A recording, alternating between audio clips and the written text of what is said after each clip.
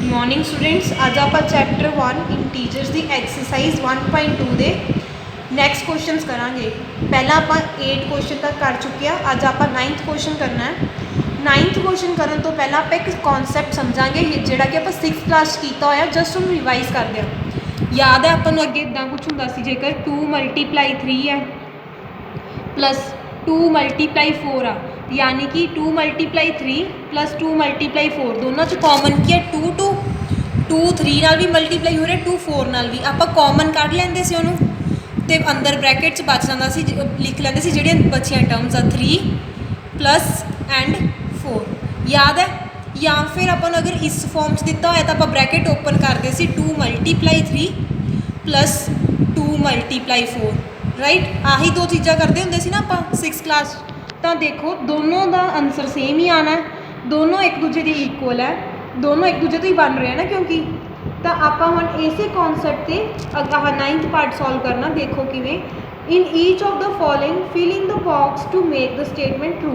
कहने नीचे अपन एक फिल इन द ब्लैंक्स दी आ, वो ब्लैंक एक एव जी टर्म फिल करो कि दोनों एक दूजे के इक्वल बन जाए। हम देखो आही आप कॉन्सैप्ट लगाना है। देखो किवें जिवें ये की है -81 मल्टीप्लाई 16 + 3।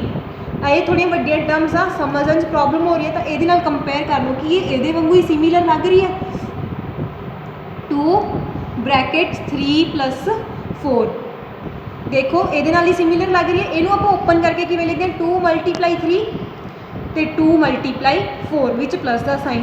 हम देखो इसी तरह की फॉर्म से ना -81 मल्टीप्लाई करांगे 16 नाल, फिर -81 मल्टीप्लाई करांगे 3 नाल। हम इधर वाली साइड देखो डैश मल्टीप्लाई 16 प्लस -81 मल्टीप्लाई 3, तो सॉल्व करके की बन जाएगा अपने को ब्रैकेट विच -80। अपना आंसर इतने कि आजू -81। देखो -81 पहले 16 नाल मल्टीप्लाई किया, फिर -81 3 नाल मल्टीप्लाई किया, यानी कि अपने दोनों एक दूसरे के इक्वल बन गए। इसे फॉर्म तो इसे फॉर्म च आ गए। समझे? ये तो रफ वर्क है, मतलब इनू मतलब ये तो थोड़ा समझाने ही लिखा सिर्फ। हम थोड़ा समझ लग गया ना चीज़ किवें कीती आप। इसे नाल दे अपने है सैकेंड एंड थर्ड पार्ट। ये देखो किवें सैकेंड पार्ट स्टेटमेंट की कह रहा वो box multiply -5 plus -3 is equals to 24 multiply -5 plus box multiply -3। हम देखो कुछ एक एव जी टर्म फाइंड करनी है जिन्होंने ये भी मल्टीप्लाई करना है तो ये भी मल्टीप्लाई करना है। इधर चेक कर लें जी आ टर्म है पहले -5 ना मल्टीप्लाई करके लिखी होगी। आ देखो यानी कि वो टर्म किया 24। हम आ टर्म ही -3 नाल मल्टीप्लाई करके लिखनी है, प्लस का साइन है आही टर्म -3 नाल मल्टीप्लाई करके लिखनी है। समझ गए? ईजी है ना ये बिल्कुल। हम थर्ड पार्ट तुम खुद सॉल्व करना। स्टेटमेंट नोट कर लो की लिखी हुई है 14 multiply bracket box plus box bracket close equals to 14 multiply 6 plus 14 multiply -2। हम देखो 14 पहले ये मल्टीप्लाई, फिर 14 ये मल्टीप्लाई। हम 14 पहले कि मल्टीप्लाई करके लिखा वो आह है, यानी कि इतने वही टर्म आ जाऊगी। फिर 14 मल्टीप्लाई किया ये यानी कि इस बॉक्स आह टर्म आ जाऊगी। हम ये खुद तो बॉक्सिस कंप्लीट कर लियो। ओके, तो फिर मैं चेक कर लूँगी थोड़ा सही फिल किया कि नहीं। Okay, now let's move to 10th part. 10th part देखो हम की कह रहे हैं अपन उन्हें हैडिंग है फिल इन द ब्लैंक्स।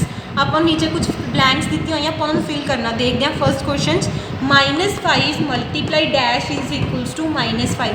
हम -5 नाल की चीज़ मल्टीप्लाई करांगे कि -5 ही आंसर आ जाए। That is 1।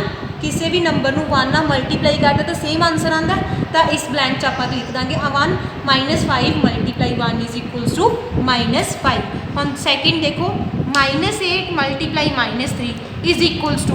हम ये इक्वल्स टू उदों ही होगा जो सेम टर्म्स मल्टीप्लाई हो रहे हैं। इधर -3 मल्टीप्लाई हो रहा है तो इधर आंसर विल बी -8। ताइयों दोनों टर्म्स मल्टीप्लाई होकर आंसर सेम देंगे। समझे? तो अपने को बन गया -3 मल्टीप्लाई -8। हम थर्ड क्वेश्चन देखो -5 मल्टीप्लाई डैश इक्वल्स टू 0। हम किस कोई भी नंबर एक ऐव जिहा दसो जिस नाल आपां कुछ भी मल्टीप्लाई करिए तो आंसर 0 आवे, दैट इज़ 0। 0 नूं किसी चीज़ नाल भी मल्टीप्लाई करो answer will be 0। So third का आंसर हो गया 0, -5 multiply 0 is equals to 0। Fourth का देखो हम 7 मल्टीप्लाई -2 इज इक्वल्स टू 7 है, तो इट विल बी -2। ईजी से तो बिल्कुल समझ के ब्लैंक्स किमें फिल करनी है। Now let's do 11th part. Now see 11th part simplify. अपन ना कुछ स्टेटमेंट्स दी हैं तो उन्होंने सिंपलीफाई करके मतलब आंसर फाइंड करना। हम देखो अपन 9th क्वेश्चन करके हटे ना कि जिमें 2 मल्टीप्लाई 4 प्लस 2 मल्टीप्लाई 3 होवे तो दोनों की कॉमन होता 2, 4 प्लस 3 आए आजू, क्योंकि दोनों साइड से 2 है, 2 कॉमन कर लिया, 4 प्लस 3 लिख लिया। हुण आपां इसे कॉन्सैप्ट के बेस से ही अपने सम्स सॉल्व करने हैं। देखो किमें आ। फर्स्ट क्वेश्चन है -8 मल्टीप्लाई 7 -8 मल्टीप्लाई 9। हम दोनों अच कॉमन किया -8 तो उन्होंने एक बार लिख लाँगे। ब्रैकेट ओपन करो, जो बचे वो ब्रैकेट्स लिख देना होता, दैट मीन्स 7 प्लस 9। ठीक है, हम पहले ब्रैकेट सॉल्व करांगे। -8 मल्टीप्लाई 7 प्लस 9 ऐड मतलब 7 ते 9 ऐड किया, आंसर इज 16। -8 मल्टीप्लाई 16, क्योंकि दोनों प्लस दी टर्म्स आ तो साइन प्लस का ही। हम -8 है तो 16 है, माइनस प्लस -16 8 नाल मल्टीप्लाई करो, आंसर विल बी 128। क्वेश्चन अपना हो गया सॉल्व सिंपली। समझ आ गया किमें करने। जेड़ी दोनों विच टर्म कॉमन है उन्होंने बाहर कट के लिख लो, ब्रैकेट्स जो बचा वो सारा कुछ लिख लो, फिर पहले ब्रैकेट सॉल्व की तो बाद चो मल्टीप्लाई करता। समझ गए। हम इसका सैकेंड पार्ट देखो। -15 मल्टीप्लाई -16 प्लस -16 मल्टीप्लाई -5। हम आहा 15 एंड 16 मल्टीप्लाई हो रहा है 16 एंड 5 दोनों देखो कॉमन किया -16 तो उन्होंने एक बारी लिख लाँगे। मल्टीप्लाई ब्रैकेट स्टार्ट होगा, जो पेंडिंग चीज़ें रह गई that is -15 plus -5 -16 as it is, क्योंकि पहले ब्रैकेट सॉल्व करांगे। हम देखो -15 plus -5 -16 as it is, brackets है -15 एंड -5 माइनस माइनस प्लस, तो 15 plus 5 is 20। Sign greater term का दैट इज़ -15 ग्रेटर और साइन है माइनस। हम -16 मल्टीप्लाई -20 है, पहले साइंस नू मल्टीप्लाई करो that means minus multiply minus is plus. 16 नू 20 से मल्टीप्लाई किया, या फिर ईजीली आप किमें कर देना 16 नू 2 ना मल्टीप्लाई किया दैट इज़ 32 नाल जिन्नियां जीरो हो दैट इज़ 10, तो आंसर बन गया 320। समझ आ गया। Now let's do third part.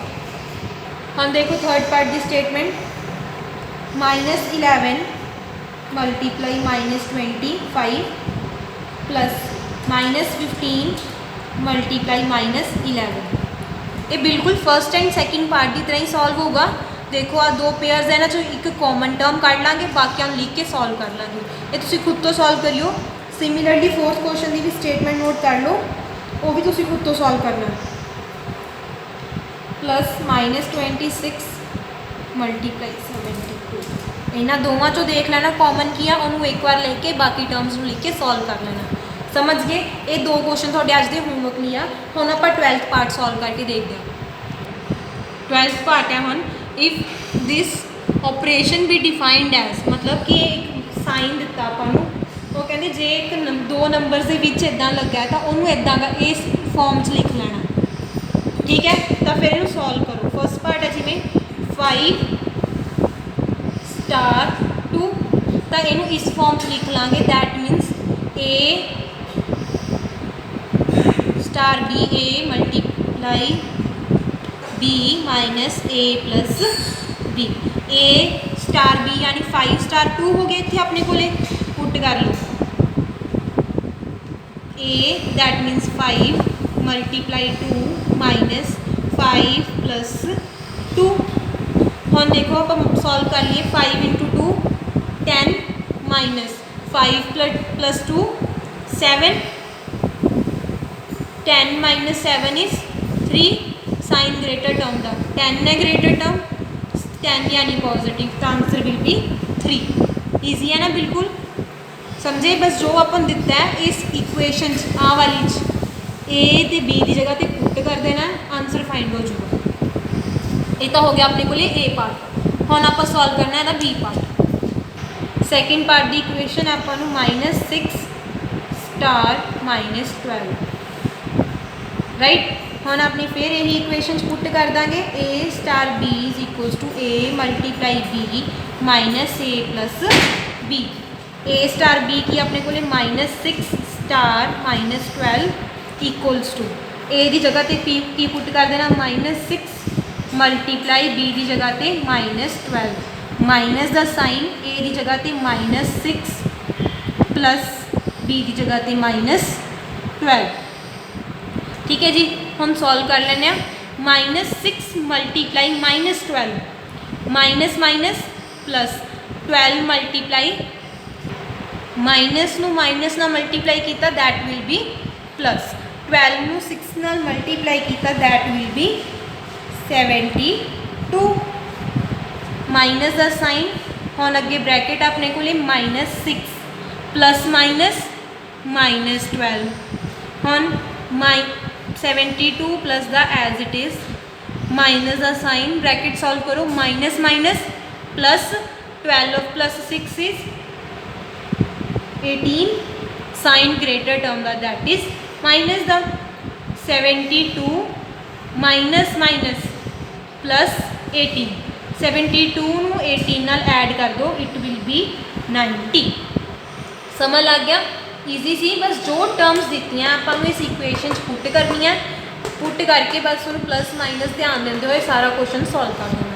ठीक है तो आप सैकेंड पार्ट में सॉल्व किया तो अपने को आंसर बन गया 90। ये से अपना 12th पार्ट इतने अपना 12th पार्ट खत्म होता है। ये दो ही पार्ट से आप सॉल्व करके देख ले। हम आप 13th पार्ट सॉल्व करते हैं। 13th क्वेश्चन देखो हम in a class test containing 10 questions 5 marks are awarded for every correct and -2 marks are awarded for incorrect answer and 0 is for not attempting. मतलब की है कि कहते क्लास एक टैसट हो रहा वो 10 ही क्वेश्चन दिते आ अगर थोड़ा आंसर करैक्ट जा रहा तो थोड़ा 5 मार्क्स मिल रहे हैं लेकिन जे थोड़ा क्वेश्चन गलत है तो थोड़ा -2 कट मतलब कि जोड़े -2 भी हो रहा मतलब 2 नंबर कट्टे जा रहे हैं। बट हाँ जे तुसी क्वेश्चन अटैम्प्ट ही नहीं किया तो कोई मार्क्स नहीं कट्टिया जाऊगा। हुण उहदा फर्स्ट पार्ट देखो Akash got 4 correct and 6 incorrect answers what is his score. मतलब कि जेकर उन्हें 4 करैक्ट है 6 इनकरैक्ट है यानी 4 सही तो 6 गलत है तो उन्हें किन्ने नंबर बने। तो देखो किमें करांगे इनू चक दी क्वेश्चन 13 सॉल्यूशन आप पहले लिख लाँगे for every correct answer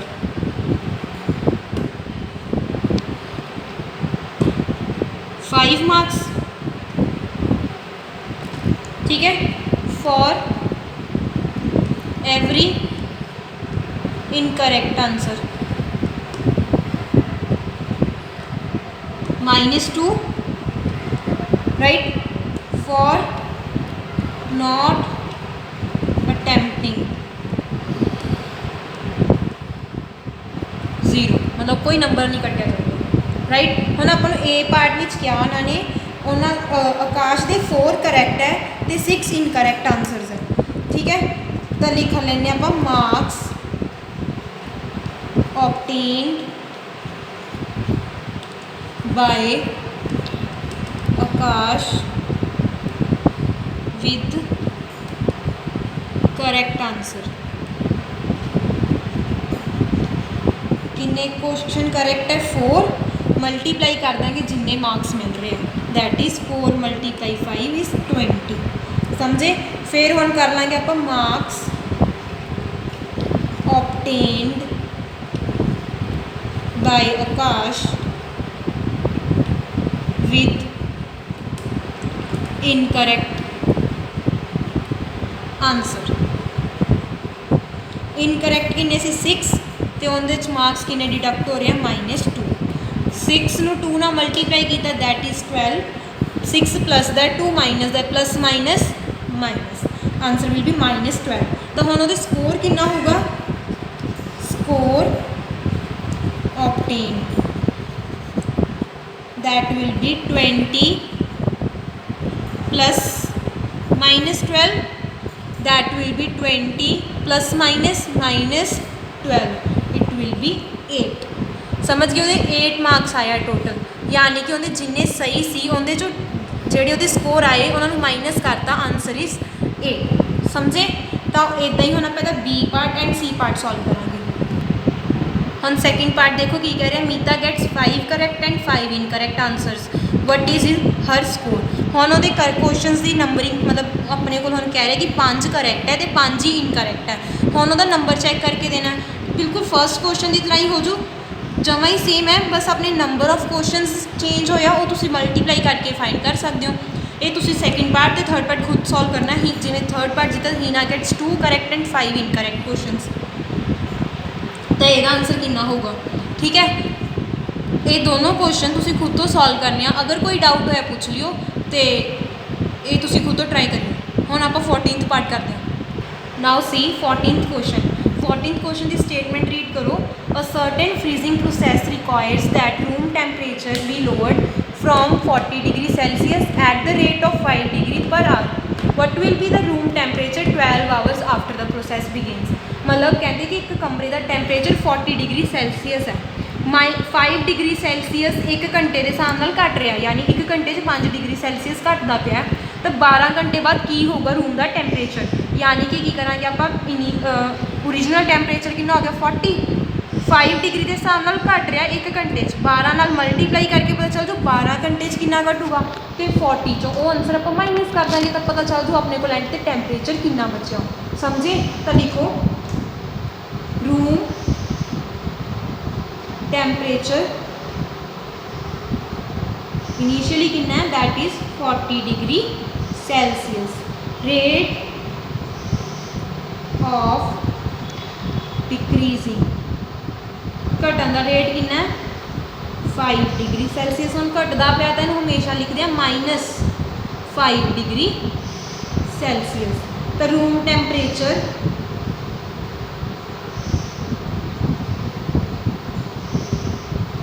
after 12 hours कितना हो जाएगा पहले 12 नाल 5 में मल्टीप्लाई कर देंगे तो फिर 40 चो सबट्रैक्ट कर देंगे करो -5 degree Celsius multiply 12 answer will be 5 12 60 minus plus minus -60 degree Celsius तो आप इन्हें सबट्रैक्ट कर दो 40